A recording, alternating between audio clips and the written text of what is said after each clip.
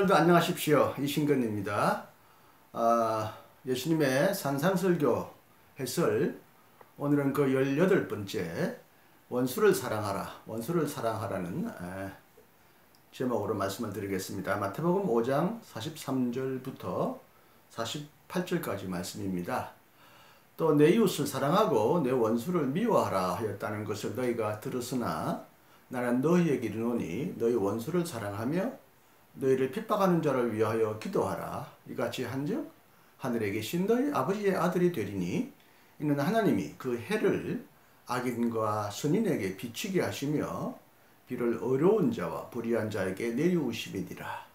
너희가 너희를 사랑하는 자를 사랑하면 무슨 상이 있으리요? 세리도 이같이 아니하느냐? 또 너희가 너희 형제에게만 무난하면 남보다 더 하는 것이 무엇이냐? 이방인들도 이같이 아니하느냐? 그러므로 하늘에 계신 너희 아버지의 온전하심과 같이 너희도 온전하라. 그리스도인은 별종의 특별한 인간은 아니죠. 그리스도인은 천사도 아니고 성자도 아니고 더욱이 하나님도 아닙니다. 그러나 그리스도인은 분명히 세상 사람과는 구별되어야 하고 달라야 합니다.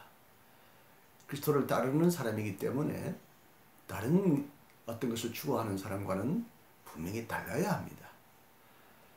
성경은 그리스도인이 새로운 피조물이라고, 사도 바울의 말씀인데 누구든지 그리스도 안에 있으면 새로운 피조물이라고 했습니다. 새로운 피조물은 어마어마한 놀라운 표현입니다. 새로운 창조라는 것이죠. 이 옛 창조, 첫 창조와 달리 완전히 새로워진 창조라는 것이죠. 요한은 그리스도인은 성령으로 거듭난 존재라고도 표현합니다. 여기도 다시 태어났다고 합니다. 두 번 다시 태어났다는 거죠. 과거의 생명에서도 새로운 생명으로 새로워졌다는 거죠. 비록 그리스도인은 세상 속에서 살아가고 있지만 세상에 속한 사람이 아니라고 할 수 있습니다.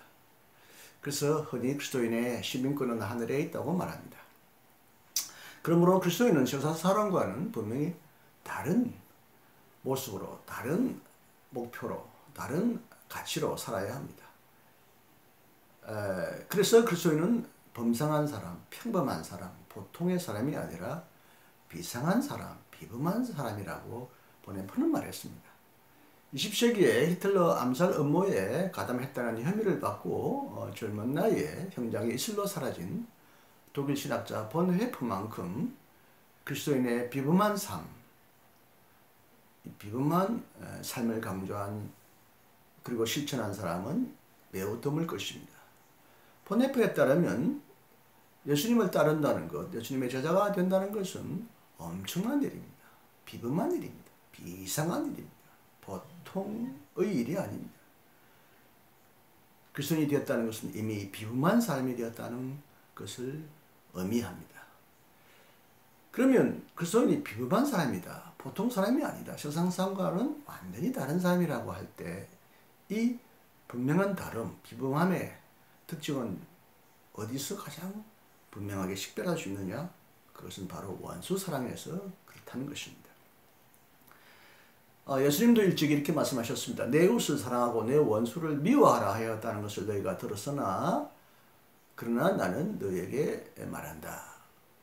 이렇게 이제 원수를 미워하지 말고 사랑하라고 하시면서 과거에 내 원수를 미워하였다라는 말을 너희가 듣고 있었다고 사람들에게 말하지만 실제적으로 구약 성서도 원수를 사랑하라는 말씀이 종종 구약 성서에도 들려옵니다. 레위기 19장 18절에는요, 한 백성끼리, 물론 이 한 백성은 이제 한 이스라엘의 백성 간의 관계를 말하긴 하지만, 그러나 어쨌든 한 백성끼리도 앙심을 품거나 원수를 갚는 일이 없도록 하여라. 다만 너는 너의 이웃을 내 몸처럼 사랑하여라. 나는 주다.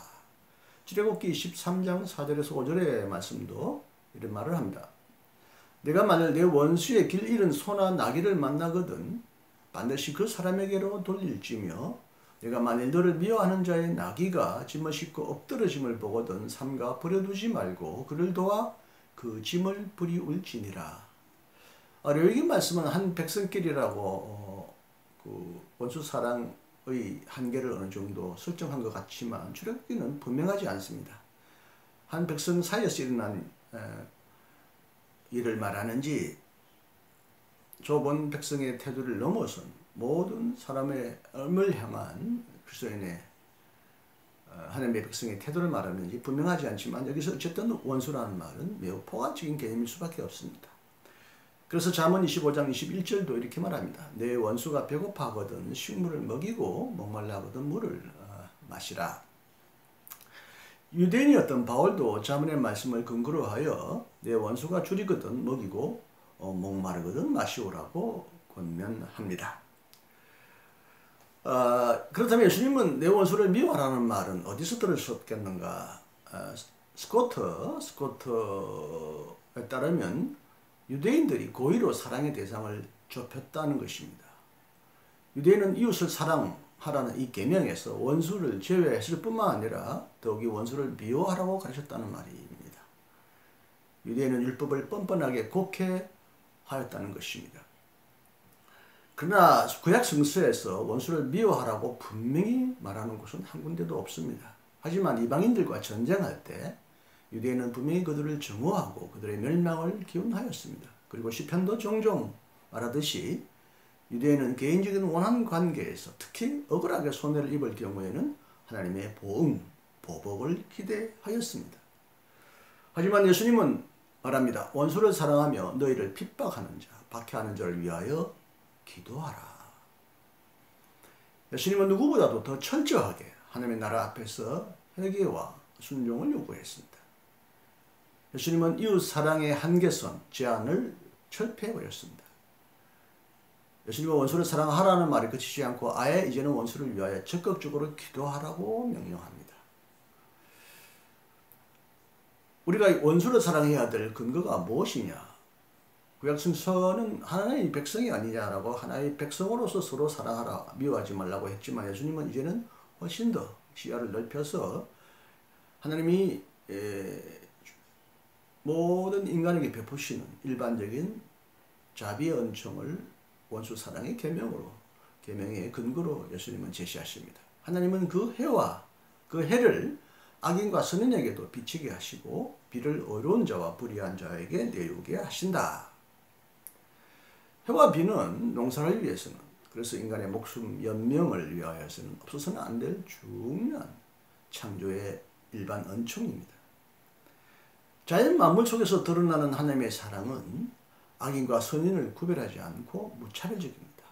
해와 비가 선인에게만, 의인에게만 비추거나 내리지 않습니다. 모든 사람에게 차별 없이 해와 비는 비추어 줍니다. 이처럼 하나님의 사랑도 인간의 편애와 인간의 차별을 뛰어넘어 모든 사람을 품어주는 너그러운 사랑이고 더욱이 원수를 사랑함으로써 원수를 변하게 하는 창조적이고 적극적인 사랑입니다.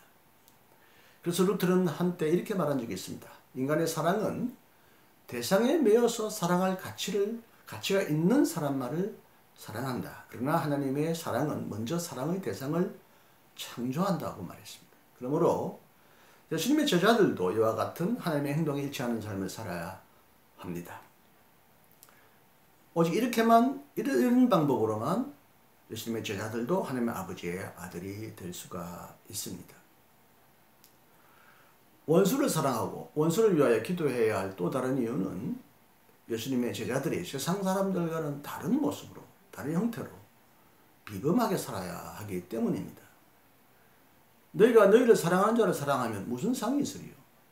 세리도 이같이 아니하느냐? 또 너희가 너희 형제에게만 무난하면 남보다 더하는 것이 무엇이냐? 이방인들도 이같이 아니하느냐? 제가 예수님이라면 여기다가 한두 가지, 그래도 사람과 비교했잖아요. 세리와 이방인과는 달라야 하지 않느냐 그러는데, 동물과도 비교해 봅시다.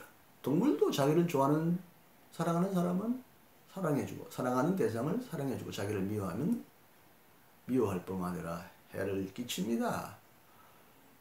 동물처럼 살면 되겠느냐? 동물도 그리하는데 너희가 동물과 같은 본능으로 살면 안 된다. 더욱이 세리와 이방인처럼 조건적으로 하나의 조건에 근거해서 사람을 대하고 사랑하거나 미워해서는 안 된다. 하늘 아버지처럼 조건 없이 사랑하라고 말한다. 바로 이 점에서도 그리스도인은 바리새인보다 능가해야 한다. 그리스도인의 의로움보다도 더 능가하는 의로움을 입증해야 한다.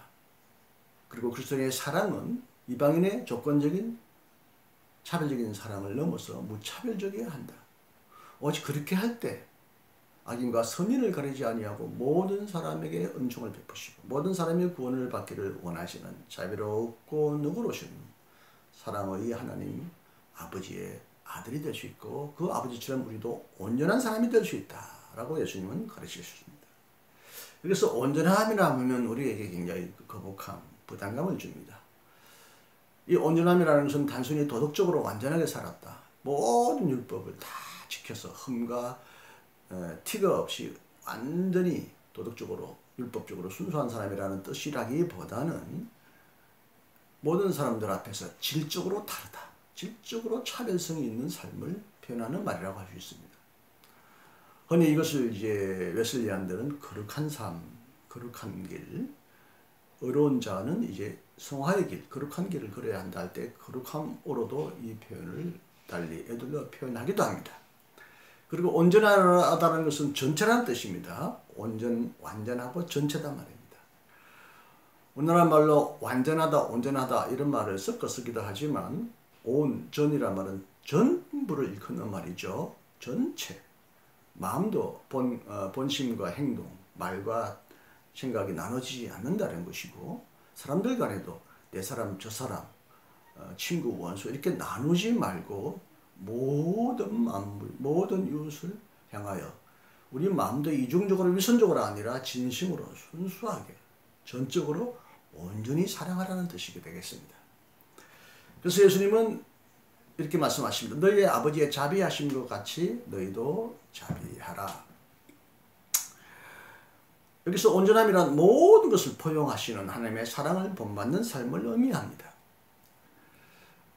원수를 미워하지 말라는 것도 그렇지만 더욱 이제는 적극적으로 원수를 사랑하고 원수가 잘 되기를 위하여 기도하라고 하는 것은 참 인간의 본성과 본능에 거슬리는 것 같고 또 인간 간의 관계에서 굉장히 실행하기 어려운 굉장히 불가능한 이상과 같이 보입니다.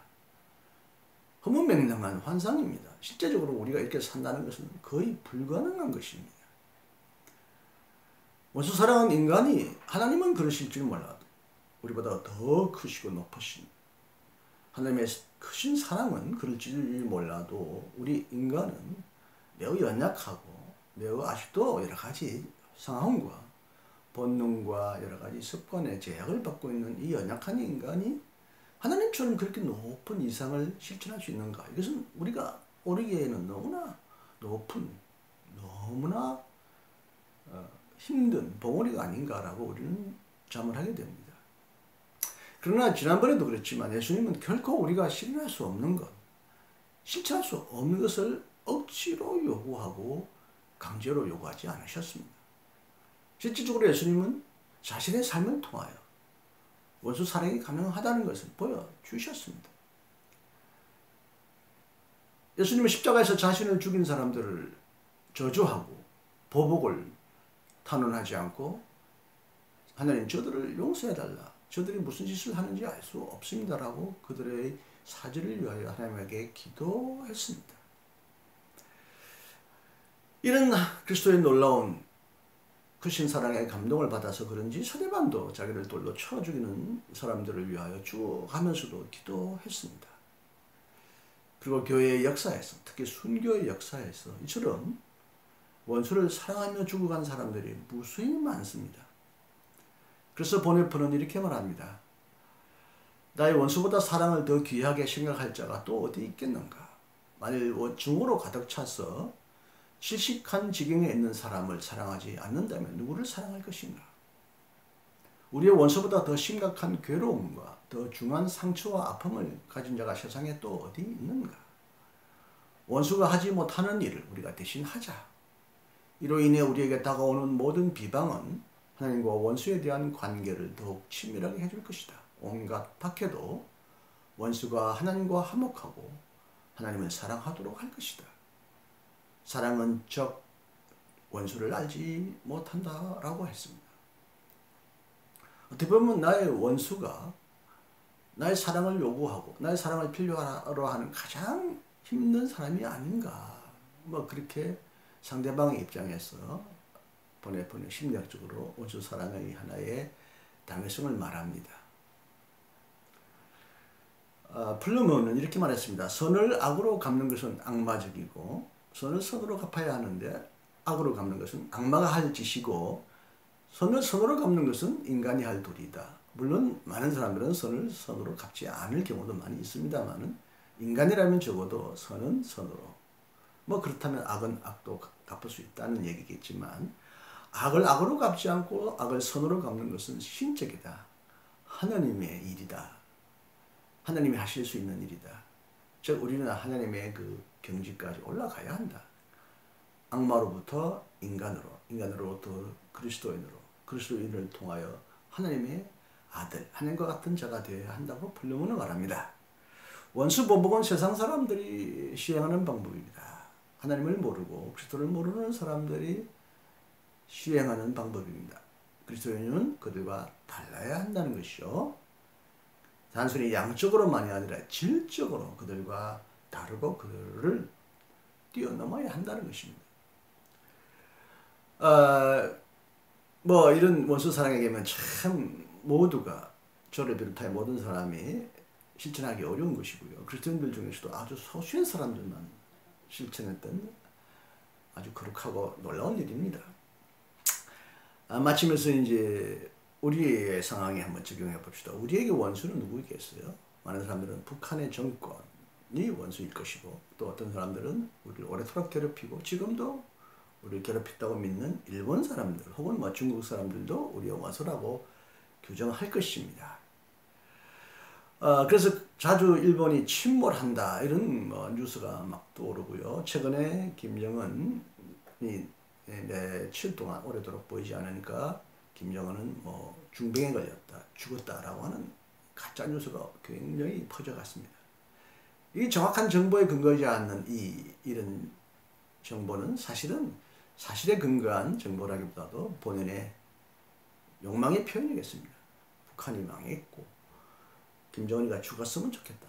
일본이 침몰했으면 좋겠다. 얼마나 우리를 괴롭힌 원수냐. 이런 자기의 욕망의 표현을 그렇게 투사해가지고 원수가 죽었다, 망했다라고 말하는데 이건 사실적인 것도 아니지만 또 우리가 추구하고 바라야 할 그리스도인의 올바른 태도가 아니라는 것입니다. 원수가 잘 되기를 위하여, 원수가 더 건강하기를 위하여 기도해야 한다는 것이 예수님의 의도입니다. 원수를 사랑하여 원수를 친구로 만드는 것이 최종적인 그리스도인의 삶의 목표이지 원수를 망하게 하고 혹은 원수가 망함으로써 내가 더 잘되게 하는 것은 이건 그리스도인이 추구해야 할 목표가 아니라는 것입니다. 흔히 우리 오래된 말로 뭐 왼수는 뭐 가족이 왼수다, 뭐 남편이 아내가 왼수다 이렇게 얘기하는데 물론 가족 간에도 심한 갈등과 분쟁 끝에 참 비도덕적인 비인륜적인 참극을 일으키는 사례가 종종 언론에 보도되지만 가까이 있는 이웃도 사랑하지 못하면서 어떻게 멀리 있는 이웃을 사랑할 수 있겠으며 더욱이 보이지 않는 하나님을 사랑할 수 있겠느냐. 이 요한의 사도 요한의 말씀처럼 나를 미워하는 사람일수록 나를 괴롭히는 사람일수록 더 사랑하고 그를 품을 수 있도록 노력하는 것이야말로 그런 자세야말로 그리스도인이 가져야 할 자세가 아니겠는가. 사람마다 그 한계선이 다르기도 하고 인내와 사랑의 폭이 다를 수도 있지만 적어도 우리는 그런 목표와 기도의 제목을 가지고 살아야 한다는 것만은 틀림이 없는 것입니다. 여러분 원수 사랑의 계명 참 벅찬 이 계명 오늘 우리 주위에 원수가 우리가 버글버글하고 우리는 원수 한가운데서 살아가는데 내가 만들지 않아도 나를 원수로 삼는 사람 그래서 내가 원수로 삼아야 할 사람들이 우리 주위에 많지만 이들을 어떻게 온전하게 사랑해야 할지 어떻게 그를 품고 포용하고 그를 나의 친구로 만들고 참 벗으로 만들 수 있을지를 고민하고 기도하고 작은 일에서부터 내가 먼저 솔선하여 원수를 용서하고 사랑하고 품는 그런 일을 오늘 한 가지라도 해볼 수 있다면 우리에게 주신 예수님의 말씀이 결코 헛되이 땅에 떨어지는 씨앗이 되지 않고 열매를 맺는 아름다운 말씀이 될 것이라고 믿습니다. 여러분 오늘도 원수 사랑하도록 노력하십시다. 사실 미워하는 것은 원수가 어떻게 살든 미워하는 자신 내가 괴롭고요. 내가 나를 힘들게 하는 것입니다. 나를 위해서도 원수를 미워하지 않아야 하고 원수를 사랑해야 합니다. 나를 위해서도 그렇지만 결국 또 상대방을 위해서도 우리는 궁극적으로는 서로 미움이 없는 갈등과 보복이 없는 삶을 창조하는 평화를 창조하는 것이야말로 그리스도인의 최종적인 기도 제목이 아니겠습니까? 여러분 오늘도 작은 일에서부터 우리가 원수 사랑을 실천해 보도록 노력해 보기로 합시다. 아이고 결과적으로 제가 이게 자격도 없는 제가 마치 설교한 것처럼 되었는데 여러분 예수님의 말씀에 따라서 오늘 우리는 우리의 삶의 모습을 비추어 보아야 한다는 것을 결론적으로 말씀드리면서 이 강의 설교가 아닙니다. 이 해설을 마칩니다. 여러분 오늘도 행복하십시오. 여러 가지 장애물을 능히 뛰어넘고 극복하고 승리하시는 여러분이 되시기를 진심으로 기원하며 다음 시간에도 또 다시 만날 수 있기를 간절히 기원합니다. 감사합니다.